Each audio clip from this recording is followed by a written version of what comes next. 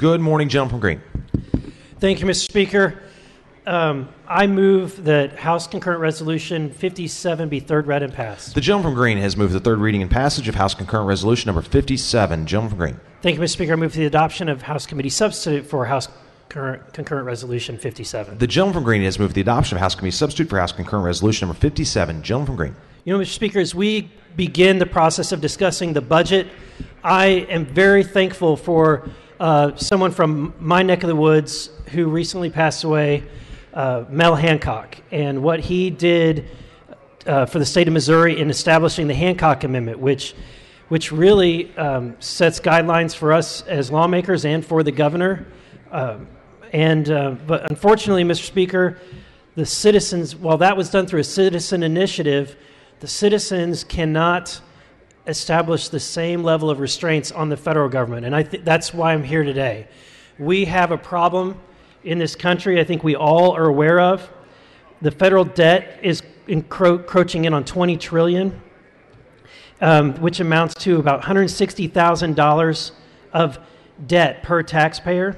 The liability, basically the liability per taxpayer is over $851,000. That's the amount of money and obligations that we're handing off to our children. We also have a regulatory crisis in this nation.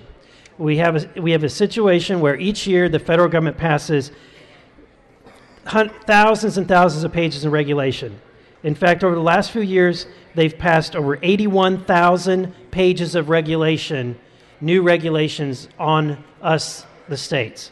And to keep that in mind, Mr. Speaker, if I were to take the 163 members of this legislative body and divide up the regulations from the federal government each year, each member would have to read over 500 pages just to keep up with the new regulations that the federal government is passing each year.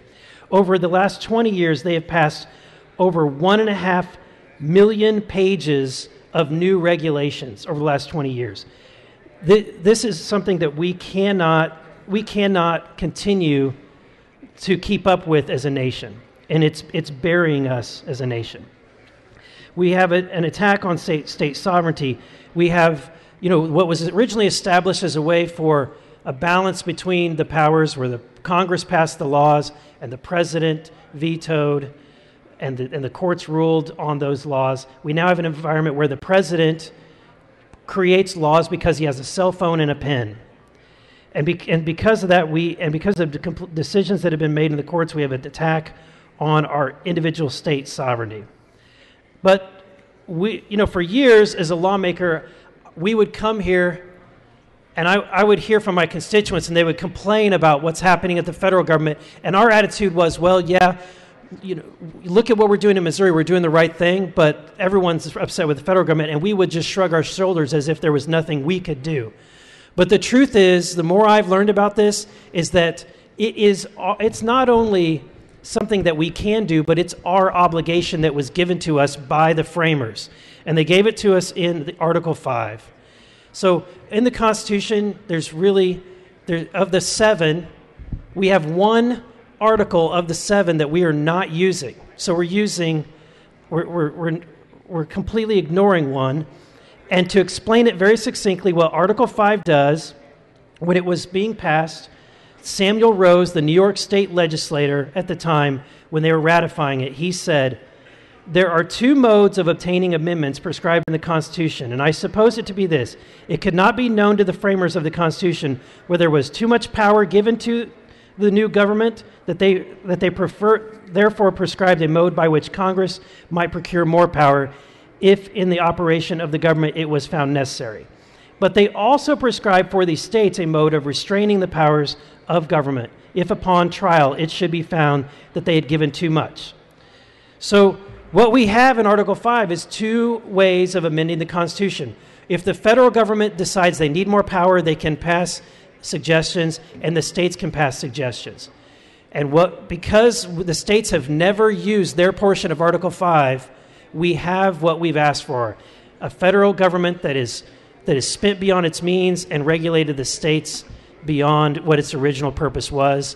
And I believe that if we're to do our responsibility as lawmakers is to restore the republic as was originally intended, then we need to pass this amendment. Thank you, Mr. Speaker. Discussion. Gentleman from Cass, for what purpose do you rise? To speak on the HCR, Mr. Speaker. Proceed, gentlemen. Thank you, Mr. Speaker. Mr. Speaker, there are a lot of things that we do in this body that we kind of wonder why we do the things that we do. But this is one thing that I see is an absolute must for us to act upon. You know, we see in the news every single week, every single day, the threat of ISIS and terrorism upon this nation. But I say that one of the greatest and most detrimental threats to our nation and what we face today is a deficit that is so large, so out of control, that we literally face economic collapse within this nation.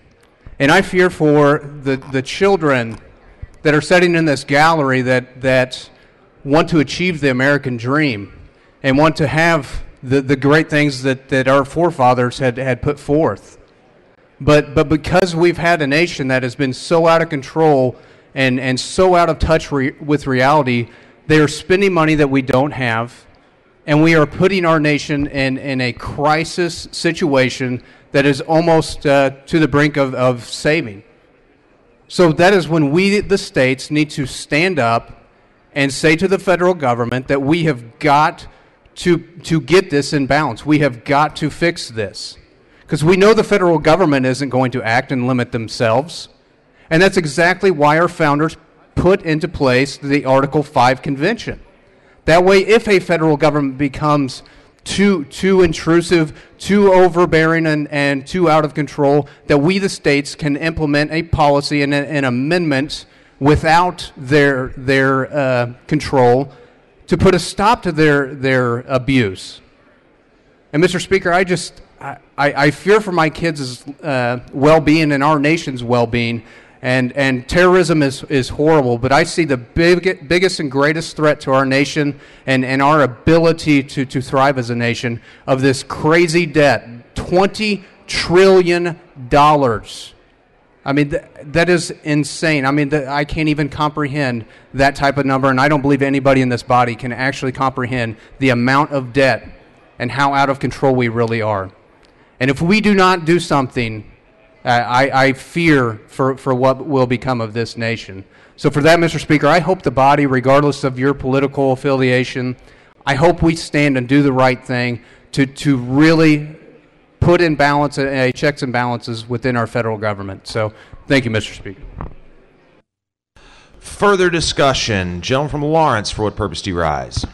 May I speak on the bill? Proceed, gentlemen. Thank you, Mr. Speaker. Article 5, the Constitution, as has been mentioned, gives two options to amend the Constitution. If you're taking time to read the Article 5, and it hasn't been used yet, for whatever reason is beyond my comprehension, it offers the sitting Congress, which is a standing convention, to offer amendments to the Constitution. That's been done now, 27 times? Some people say that if we allow the states, which is the second half of that Article 5, to get together, all 50 states come together and propose amendments to change the Constitution, that they will propose some outlandish things like taking away the Second Amendment. Now, who in the world, in their right mind, thinks that there will be 38 states come together to ratify a proposed amendment, or even propose the amendment? It takes 26 states to propose it and send it out to the states for ratification. But who in their right mind thinks that there will be 38 states to ratify an amendment that would destroy our right and freedom to carry arms? Or even the First Amendment, our right to free speech. Who in their right minds would think that we would do something like that? I don't think that we would. And for those naysayers who think it is a possibility, well, it only takes 13 states to say no, and they nix that particular amendment. So the second half of the Article 5 states that if 34 states, upon application to the Congress, request a convention, then the Congress has no alternative to call for that convention. We already recognize there's a problem. It was mentioned by the gentleman from Green that we have nearly $20 trillion in debt. But yet, we still continue to dole out money like it grows on trees. In fact, just this week, we heard in one of our committees a bill that will continue to give money to my own profession outside this legislative body, money that was taken from someone else, something that does not belong to someone else, and then they give it to someone else to which they haven't earned. That's what we call legal plunder. And our government continues to do that, and quite frankly, we continue to stamp our approval on it, and that's just outright wrong. But back to the problem of the federal government, we need to rein in their authority because we have a president who, by the power of his own pen, continues to make laws through his executive orders. We have a court that makes law from the bench, and we have regulatory agencies that continue to write rules and regulations. They all carry the full force and effect of law.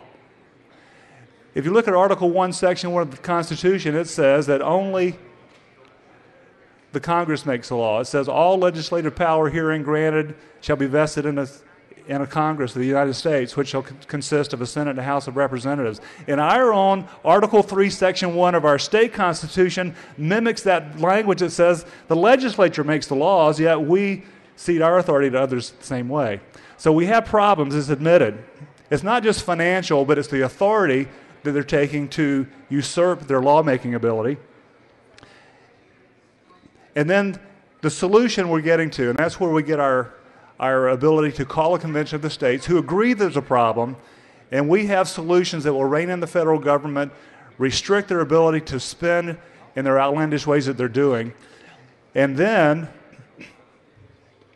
we can come up with a solution that's proper. And Mr. Speaker, may I inquire of the gentleman from Montgomery, please? Gentleman from Montgomery, do you yield? I do. Proceed, gentlemen. Gentlemen, good morning. Good morning. There's a concern that was floating around the body for a couple of years, and I think we've addressed that in this resolution. Can you tell me what that solution is? Yeah, that solution is a sunset on the call. And you and I have had this conversation before. I didn't hear you, gentlemen. What did you say that was? A sunset on the call itself. A sunset. And what's that going to amount to? Basically, what that's going to do is this way this call is not just out there forever. I believe, and I think you do too, that a call for a convention to change our Constitution is something that shouldn't be taken lightly. And it should be done in the right manner at the right time.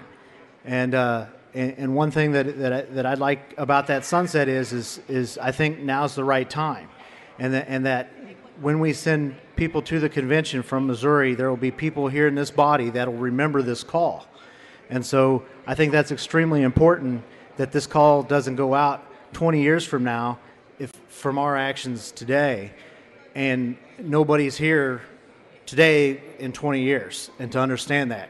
And if it's a good idea in 5 years from now, which it probably will be, we will move that call again.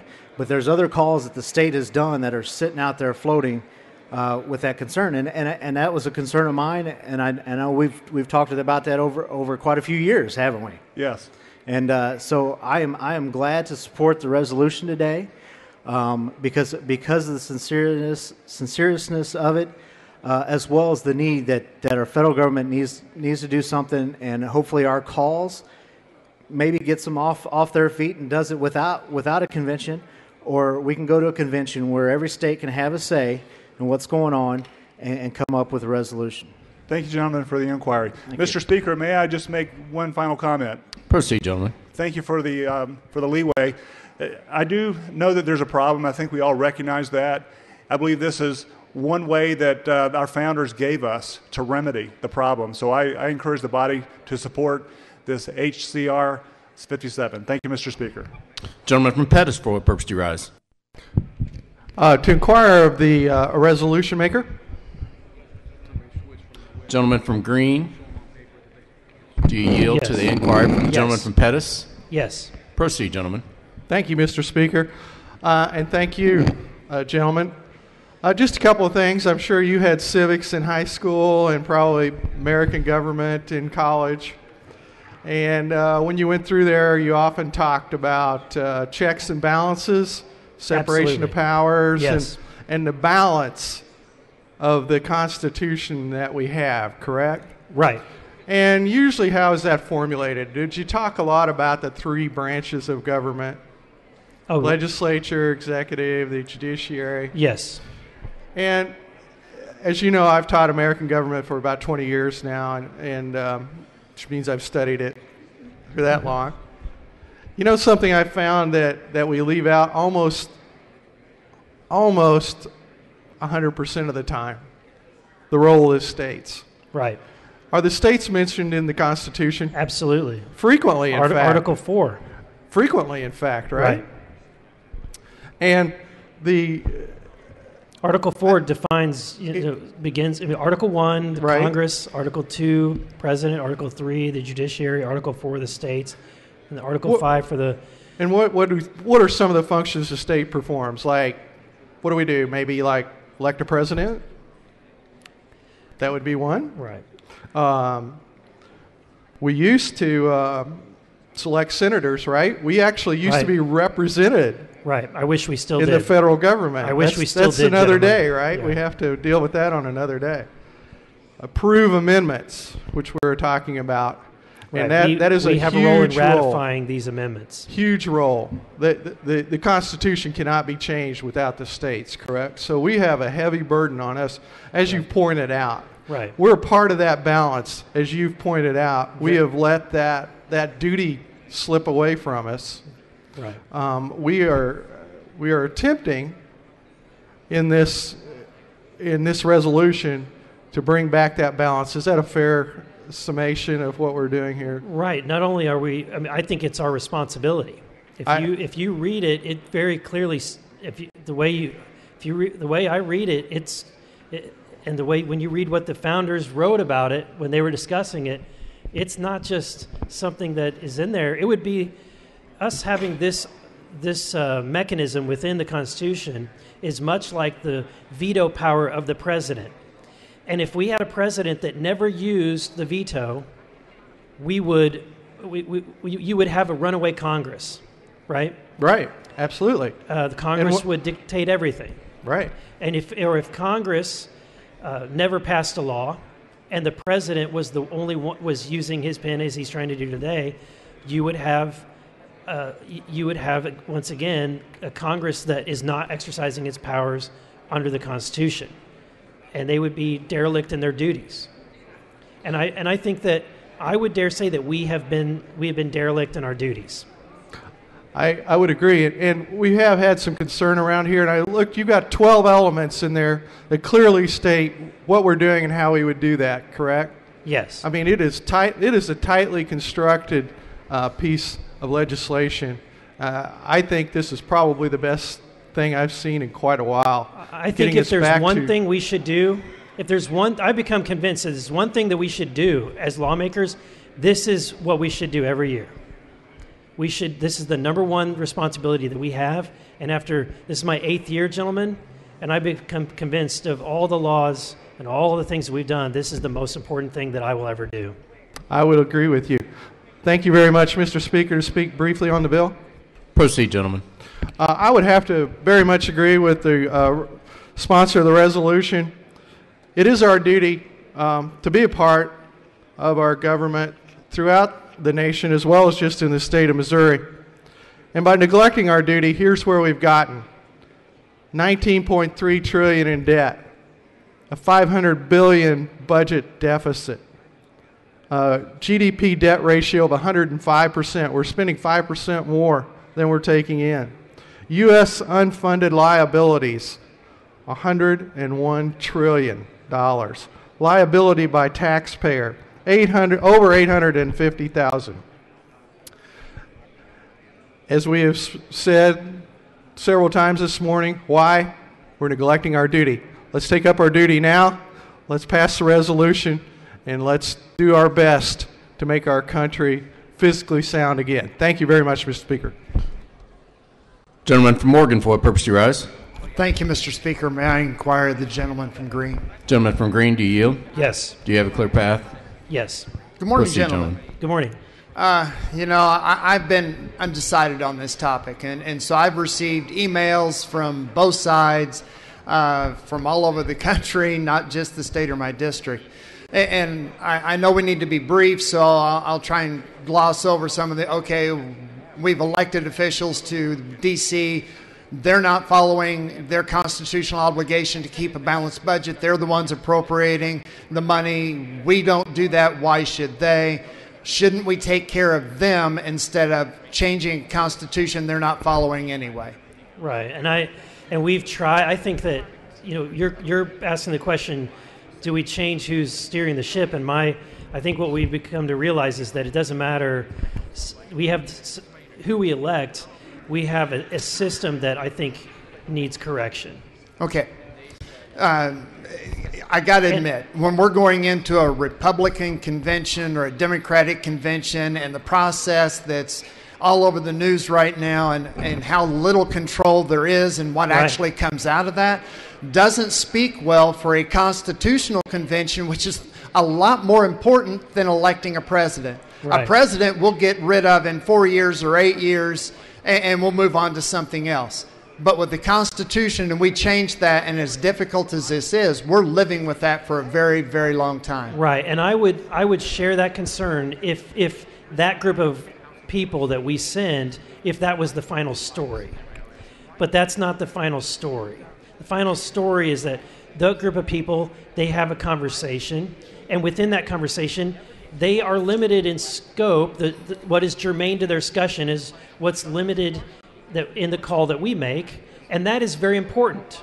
The subject matter of the call is so important that, people have been making a call for an Article 5 convention over 400 times in American history, and it's not happened because the subject matter matters, and because that subject matter has to be the same, and because at the meeting, when items are brought up for discussion, if it's not within the subject matter, it's not germane and it can't be brought up.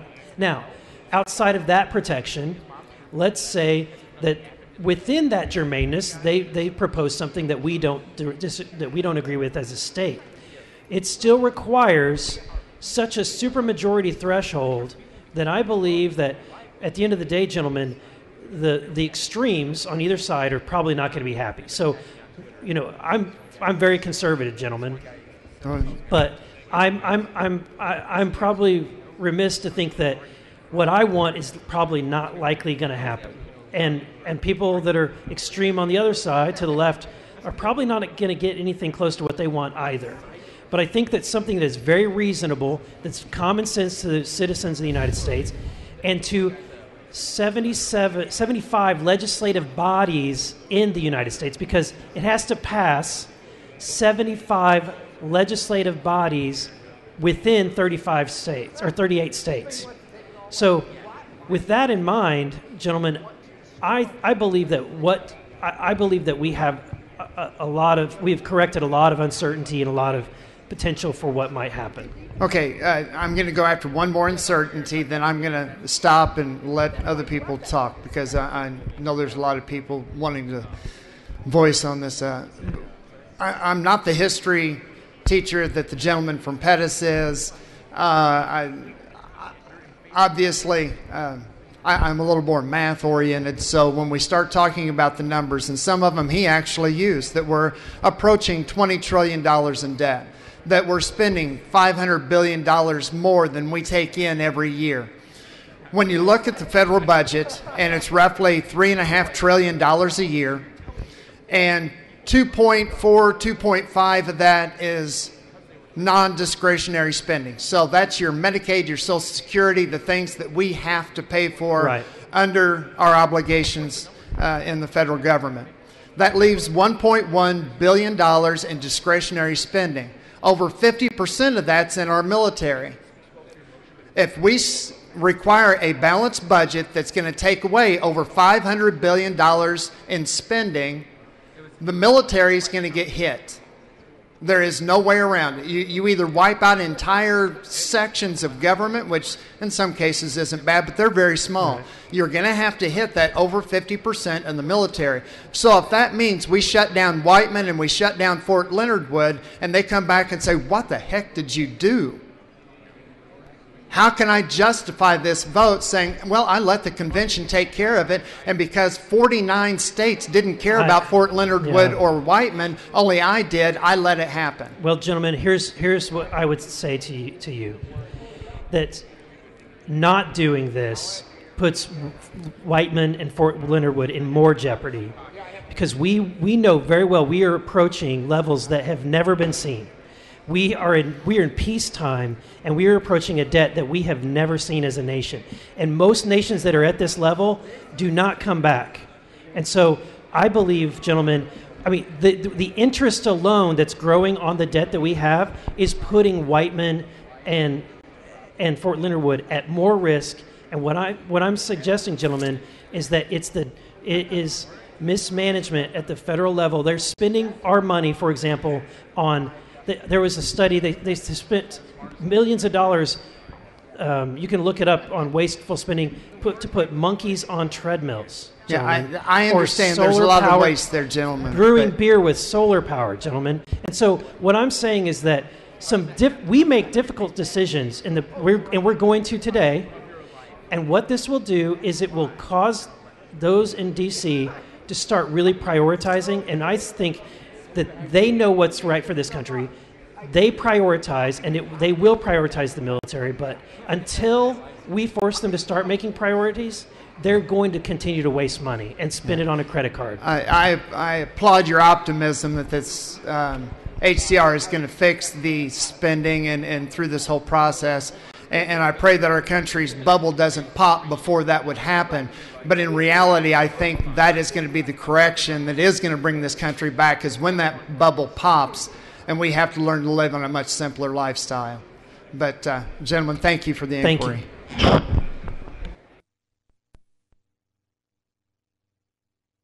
Lady from St. Louis County, District 88, for what purpose do you rise? Thank you, Mr. Speaker. To inquire of the member from the St. Charles District, Hill.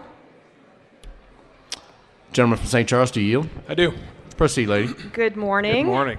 It's an honor to talk to you this morning, and I have the privilege of having some kids from my district here visiting from Kirk Day School, so go easy on me. I want them to think I'm a really good state representative. So. Wonderful. Yep, very good. Well, I heard you took a trip to Salt Lake City last year. Yes, I did. What was the occasion? I was one of Missouri's delegates to the Assembly of State Legislatures. Ah, very good. Tell me a little bit about that. A few of us represented our state, where a group of legislative bodies have agreed to meet and develop rules should an Article 5 convention be called. So we're doing some pre-work in advance of this possible Article 5 convention moving forward. Yes.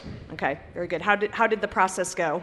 It was very interesting. It was an honor to represent Missouri, but to see all the other states with the same goal, the same concern in reining in federal government. So the meeting was quite a learning experience. After we had started going through some of the sections of the rules, it's kind of just started to go one way. Mm-hmm. Not necessarily because there was more representation on one side of maybe conservatives or not, but it started to kind of go to the right a little bit. The right meaning your side, not my side? Okay. Yes. I have a problem with that. Although in this body we sit on the same side, but yeah. Yeah, exactly. Yeah. So when that happened, it was interesting because people just weren't coming to the table, and the other side got a little upset, and they felt like their needs were not addressed. And what happened next was even more interesting. They left.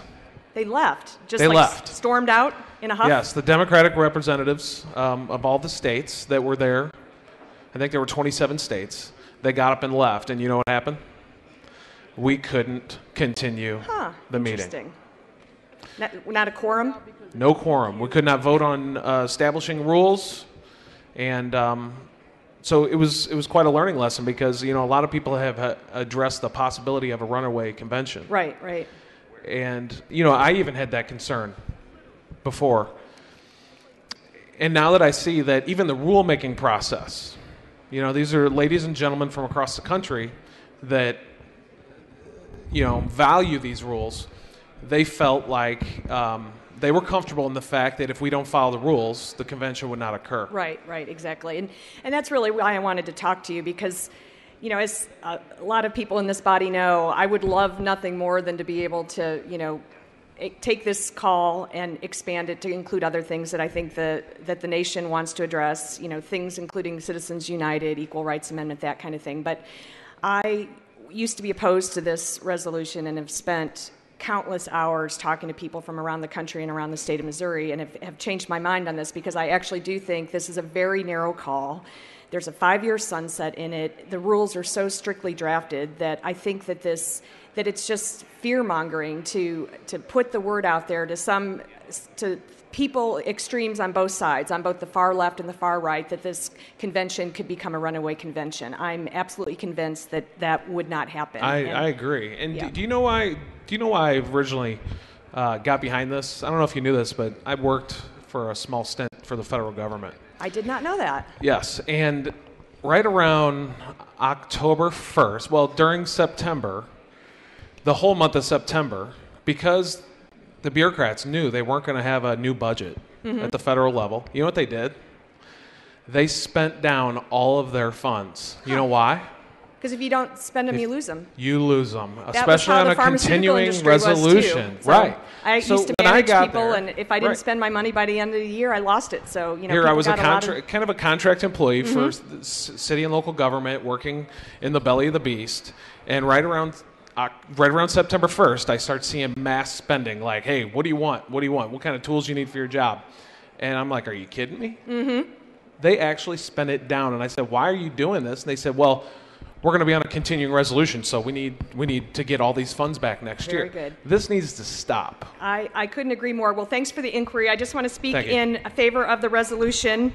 I think that the myth of a runaway convention is truly that. It's just a myth. It's a false, unnecessary alarm intended to create havoc and confusion in this process that we're trying to accomplish. I am a progressive who supports a federal balanced budget. And part of that is because people that I admire at the highest levels of government that call themselves Democrats consider the skyrocketing federal debt the biggest threat to our national security. And I really think we have to do something to rein this in. We function with a balanced budget here in the state of Missouri. It wasn't that long ago in my lifetime that the federal budget was balanced. I think we can get back there again. And I urge the body to support this resolution and help us get some fiscal sense back in this nation. Thank you, Mr. Speaker. Gentleman from St. Louis County, District 93, for what purpose do you rise? Yes, Mr. Speaker. May I have permission to speak on a microphone other than my own? Proceed, gentlemen. First of all, Mr. Speaker, I'd like to thank you for the delicious wings yesterday and your hospitality. Thank you very much. And I would like to call on the gentleman from the Carpenter District. Gentleman from Clay, do you yield to the inquiry? I do. Sorry. Good morning, gentlemen. Good morning. Can I ask you, I've seen you sitting there and I've seen you listening to the speeches going on. Can I ask you what is your opinion of this continuing resolution? Well, I'm skeptical for a few reasons. One thing I was just thinking was we're talking about getting to a balanced budget and the importance of that for the country. And I was just thinking one of the ways we might do that is to elect another Democrat to the White House, because that was the last time we did actually balance the budget. I was just thinking maybe that would be the way to solve this problem. Can I ask you this, too?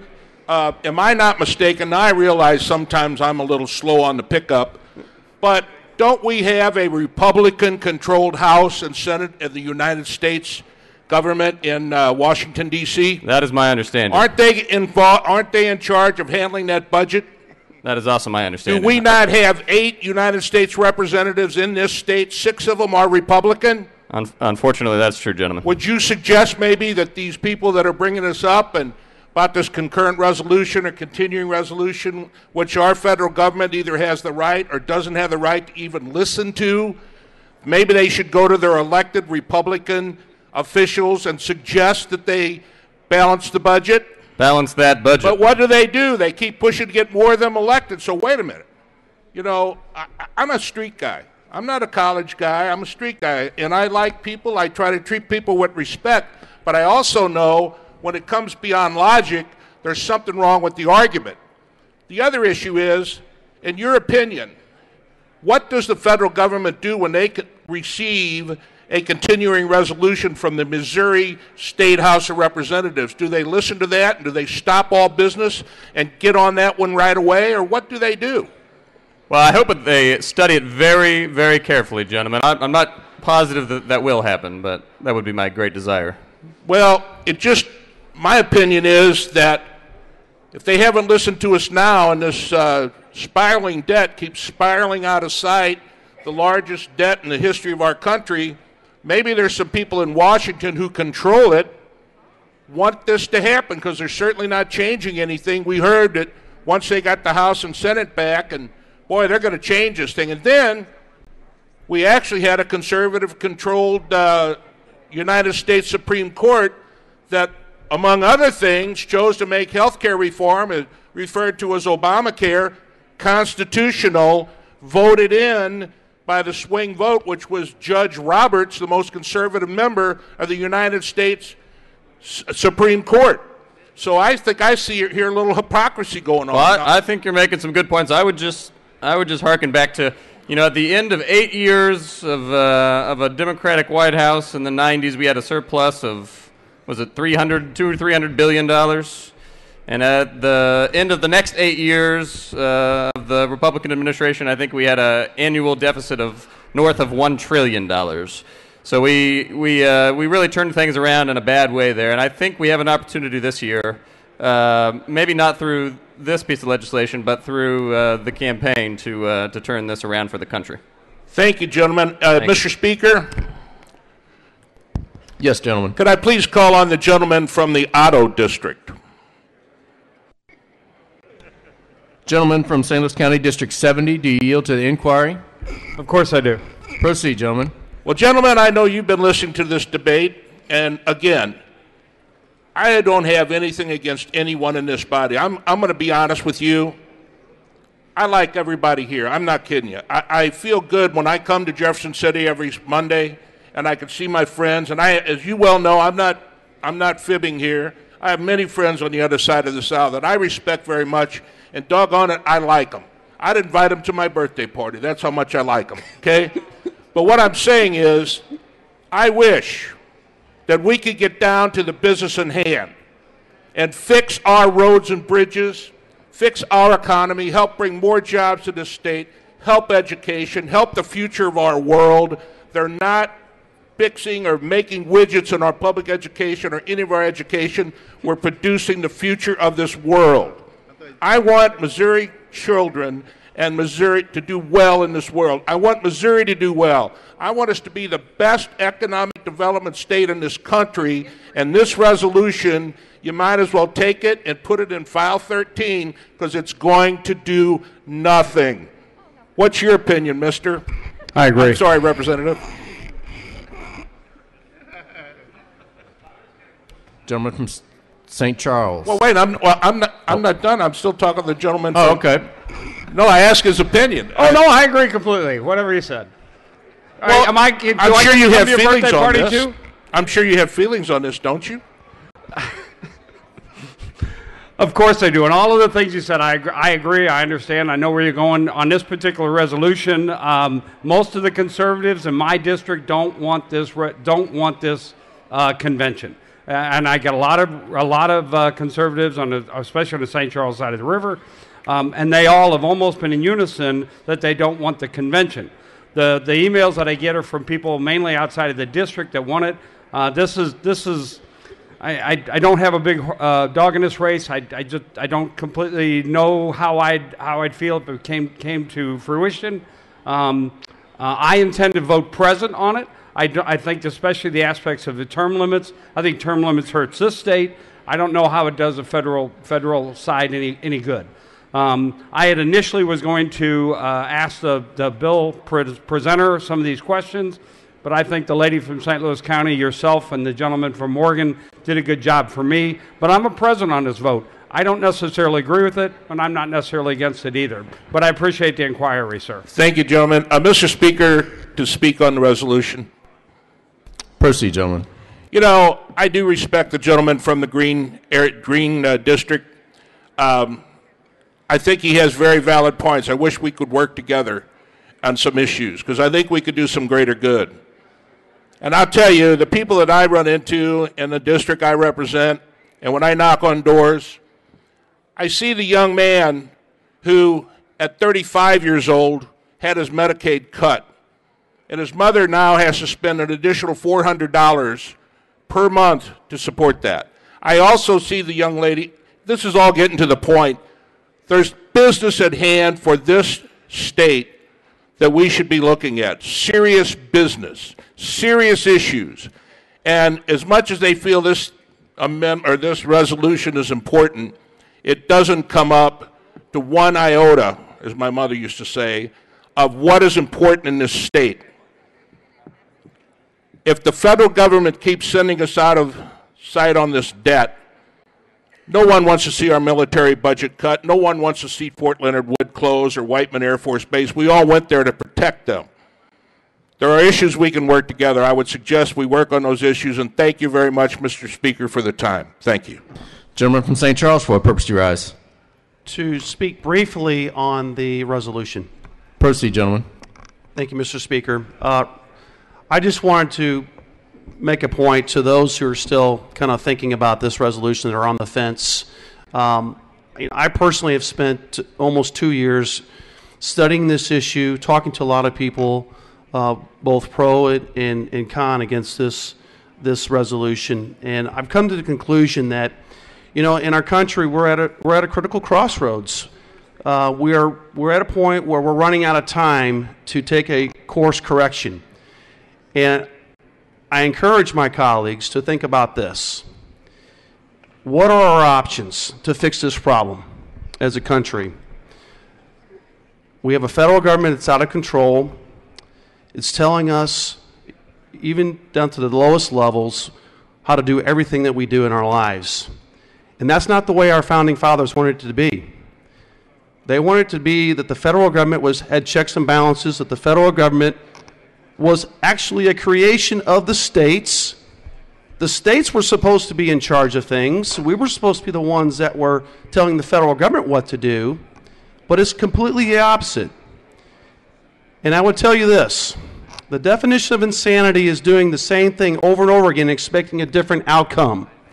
And we're insane right now. We are letting the federal government continue to just march down this path of taking away, little by little, incrementally, our rights and privileges. And we have reached a point where we may not be able to turn back around. And this is our chance. Our founding fathers were smart enough to give us this opportunity legally in the Constitution to be able to say, no, federal government, we are not going to let you tell us what to do anymore. We're going to tell you what to do. This is the way it's supposed to be. And we are going to enact our rights by this resolution to begin that process. And with that, I end my remarks.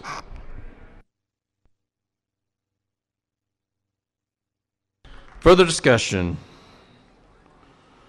Gentleman from Franklin, for what purpose? Briefly speak on the bill. Proceed, gentlemen. Thank you, Mr. Speaker. Mr. Speaker, this is one of this particular issue, this Convention of States, an Article 5 convention, was actually one of the very first issues that I remember voting on when I first came here about 6 years ago. And since then, I've had some serious reservations about this. I think that there's a lot to be concerned about when it comes to amending the United States Constitution. I'm thankful to the bill sponsor and to the committee members who I worked with. This bill did come through our committee. There's a couple things that we've added to this resolution to kind of help define the terms of what that Missouri is entering into this application under. One of the terms is that we are locking out of the process in our application, the ability or the agreement that the federal government would have any say in how the convention is run, other than calling simply the time and the place. Certainly not being allowed to pick and choose and call our delegates. So as in any contract, when people agree to a contract, they agree to it under certain terms that are outlined in that particular document, and it does carry with it a binding force. I also was at the meeting in Salt Lake City, where different delegates were sent from their respective states to come up with rules that they could propose to a convention. Now, there's a couple concerns that I have about this, because some of the rules that they were wanting to implement were crazy rules. In fact, it would have actually locked, if they would have gotten their way, it would have locked Missouri actually out of having a process in what amendments were actually sent out to the states for ratification. However, to the gentleman from St. Charles Point, what happened was those that disagreed stood their ground, and then another force got up and they all just walked out. Now, that was at a meeting for proposing rules for a possible convention. So it wasn't really a real binding meeting. One of the concerns that I had was, at that meeting, we had people that said, well, we're willing to do this anyway because we just got to get something done. I hear that in this chamber all the time. It's a bad bill, but we got to do something, and so people wind up voting for it. Happens here, it happens at the federal level, which is why we're probably $19 trillion in debt. But the thing is now we have a 5-year sunset on this bill. We currently have several applications that are already at the federal government that have been there for decades. And it is horrible policy to have sunsets that far exceed the window of time that this body has set for our own term limits. So the fact that we have a 5-year sunset and we'll force this body to deliberate this issue once again in 5 years, I think is good, and I think it's a step forward. The fact that we've put these extra precautions, these extra terms of our contract or our application into this process. And since the bill sponsor was willing to work with me on those issues and to meet some of my concerns for that reason, I told him that I'd lend him my support on this vote. Thank you, Mr. Speaker. Lady from Camden, for what purpose do you rise? To speak on the resolution. Proceed, lady. Thank you very much. And, this is a process in this resolution. Whether or not this is an effective process, it is a part of what is available to the citizens of the state of Missouri. But I think more importantly is the message that we're trying to send. It is a form of communication to the federal government and those that have the ability there to act on our behalf that we want to see the budget brought under control. I think that is the number one concern. We want to stop having executive orders that take over our state and the power that our state has to act in the areas that benefit Missourians. I know that this will probably end up in File 13 in every other delegation than our Missouri delegation, and that's okay. The larger picture here is that as we see across the country, the voters, the people, the constituents of our district are tired, and they are knowledgeable of things continuing on as they have. They want some accountability. And if this is the vehicle in Missouri to send the message, we need to go ahead and do it. Thank you, Mr. Speaker. Gentleman from Phelps, for what purpose do you rise? Speak briefly on the resolution. Proceed, gentlemen. Thank you, Mr. Speaker. I think for each and every one of us, it's a privilege to be in this spot where we can act on behalf of our constituents, following a path that our founders provided for us. We come from all walks of life, and we have the opportunity to protect our constituents. Others have given very articulate reasons why we should pursue this, but I want to give a mental image. Sometimes a picture is worth 1,000 words. So the mental image I want to give to the body comes from Dickens' A Christmas Carol. You may recall that Jacob Marley appeared to Scrooge in his dreams, and he appeared all wrapped in heavy chains, chains that he said were forged during the course of his life by his misdeeds. And when Scrooge inquired about it, Marley told him that, Scrooge, your chain several years ago was a very heavy chain indeed, but you have labored on it since, and it is a ponderous chain now. Our federal government has forged such a chain for each and every one of us, for our constituents, for our children and our grandchildren.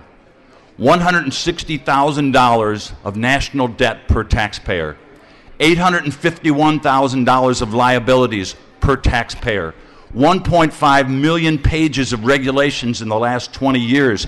It is our moral obligation to act, to release our constituents from the bonds, the regulation, the debt, and the oppression that our federal government has forced upon us.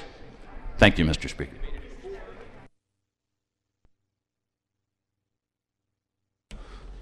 Gentleman from Boone, for what purpose do you rise?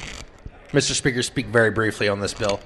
Proceed, gentleman. Thank you, Mr. Speaker. Mr. Speaker, I know we've heard a lot of people talk about how great it is and all these numbers. What I want to talk about is an answer.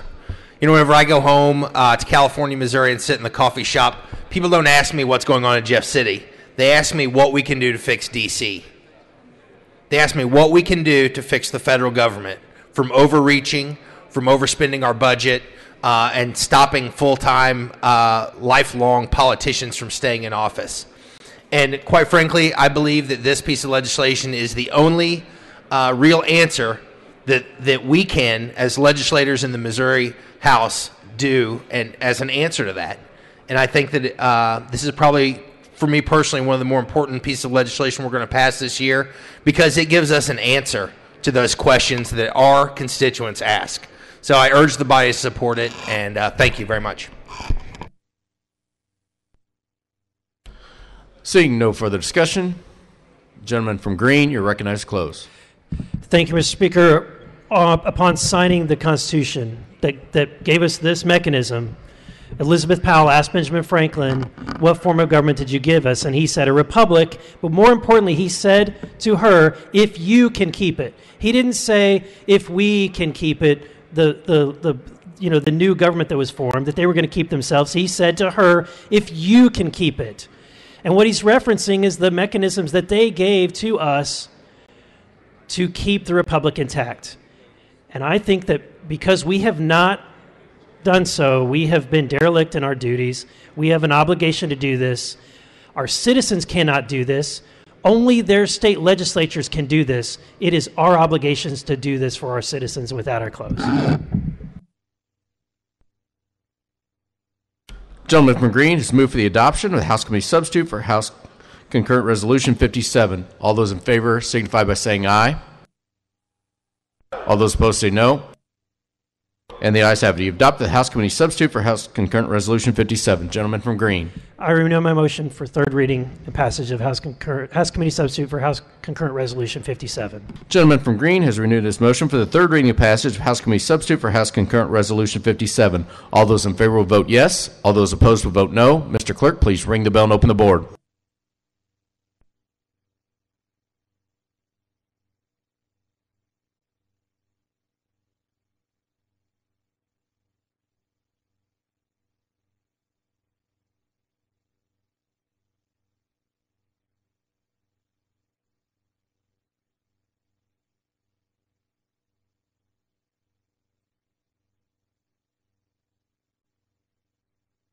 Lady from Polk, for what purpose do you rise? Introduction of special guests. Proceed, lady. Thank you, Mr. Speaker. This morning here in the chamber, we have John and Karma Hopkins from Humansville City. They have won the taste test for best tasting water in Missouri in 2016. I would like for the House to make them welcome. Thank you, Mr. Speaker. Thank you, lady. Welcome to the Missouri State Capitol.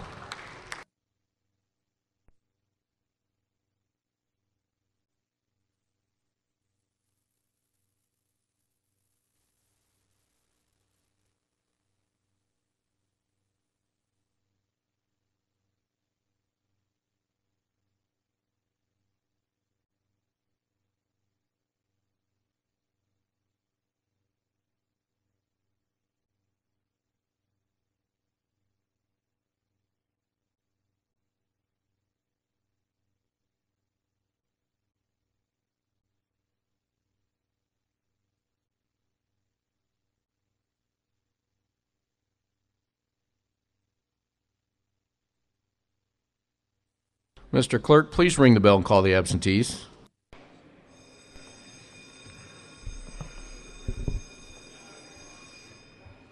Sarapoy, Dogan, Duggar, English, Fitzwater 49, Flanagan, Kirkton, Kratke, LaFavor, Minton, Pace, Rader, Roan, Ruth, Shull, Smith, White, and Zier.